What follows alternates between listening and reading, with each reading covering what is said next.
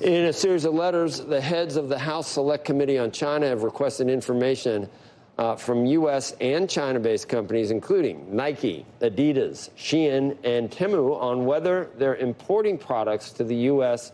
that are made by forced labor. Joining us now, Congressman Mike Gallagher is the chairman of the House Select Committee on China. And I know you were supposed to be on before, Congressman. It's great to have you on. I don't know what happened last time. I think maybe... I can't remember. I've seen you on every other cable outlet. I'm glad you're finally here. So we asked the question, are these companies benefiting from that type of labor? Well, there's allegations that were unearthed during the hearing that the Select Committee had on the ongoing genocide in Xinjiang. I mean, 80% of cotton is sourced from Xinjiang region in China. And so what we're asking is for Nike and Adidas to address these allegations that were unearthed at our hearing. And we're also investigating, as you mentioned, two Chinese companies, Shein and Temu, who are taking advantage of loopholes in our laws to flood the U.S. market with goods that are likely made with Uyghur slave labor. Based on the principle that I think consumers need to be aware if they're buying goods made with slave labor. If you remember, when we passed the Uyghur Forced Labor Prevention Act, profoundly bipartisan bill, it had a de minimis exemption, which enabled shipments that are valued at less than $800 to avoid customer scrutiny, duty, or tax. So more than 2 million packages a day enter the U.S. without forced labor scrutiny because of the de minimis exemption.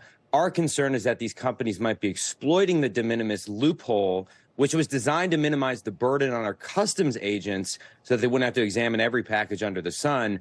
And now that these companies are using that in order to underprice their American competitors, that's the concern with Shein and Temu. So again, we just want transparency. We want U.S. consumers to know what they're buying, and we don't want to be inadvertently supporting genocide, which is unthinkable in the present day, but it's happening in Xinjiang.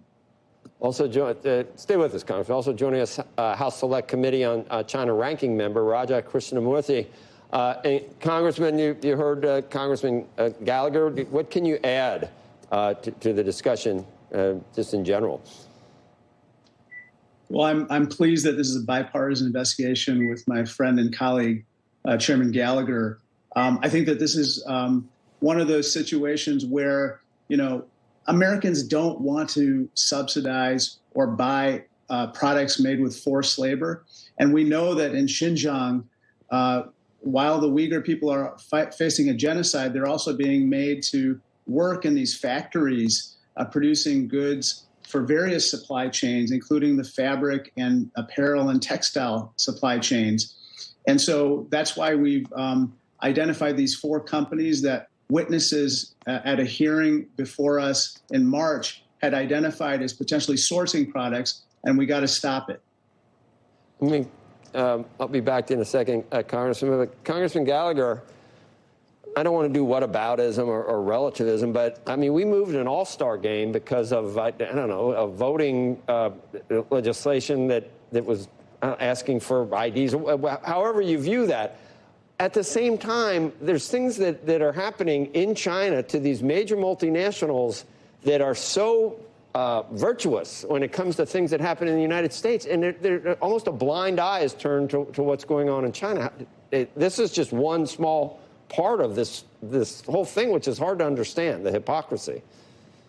Well, there's a lot of hypocrisy going on. It seems to me that a lot of times the most ardent ESG evangelists on Wall Street are the ones that are most willing to turn a blind eye to the atrocities happening in Xinjiang, as well as just the general aggression from the Chinese Communist Party.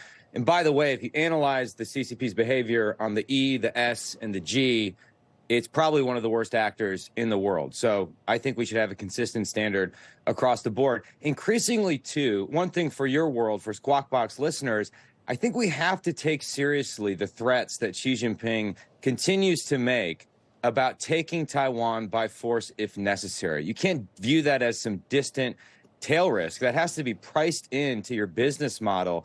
And so one thing I hope we can encourage major multinational companies to do is to start de-risking, diversifying their supply chain. Because if we find ourselves in a confrontation with China over Taiwan, they're going to have to absorb a lot of pain, and American consumers are going to absorb a lot of pain. So all the more reason we need to be smart about this on the front end. Congressman Krishnamoorthi, I mean, you think about just the big issue for companies like Apple or Starbucks or that have such a vested interest in China. How do we, I mean, you heard Congressman Gallagher about Taiwan. What would you do if you were Tim Cook? How would you prepare for that possible outcome?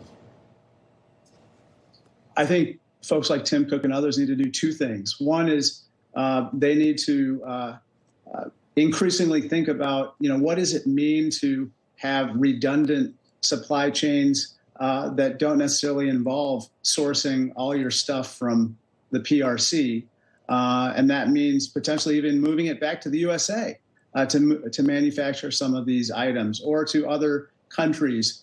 The second thing is I think that folks like Tim Cook and others are actually people that the CCP might be listening to. And I think they should use their voice with regard to some of the issues that we care about so much, whether it's Taiwan or other matters. But I think that folks here in the U.S. are going to have to think hard about their supply chains and their connections to the PRC, because at the end of the day, the CCP is a strategic adversary and competitor to us, and we have to protect our values and our interests even at the same time that we engage them. Very good. Thank you. Thank you to you both, both congressmen. We appreciate having you on today. We got to talk more eventually on this. We got at the bottom, decoupling. Do we need to do that? Thank you.